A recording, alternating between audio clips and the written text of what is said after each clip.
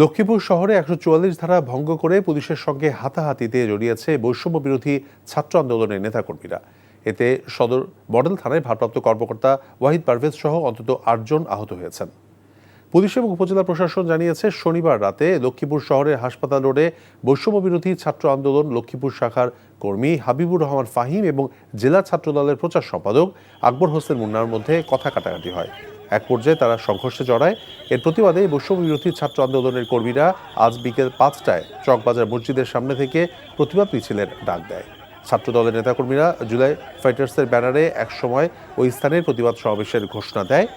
এর প্রেক্ষিতে পৌর শহরের উপজেলা নির্বাহী কর্মকর্তা বিকেল ৪:৩০ থেকে ১৪৪ ধারা জারি করেছেন।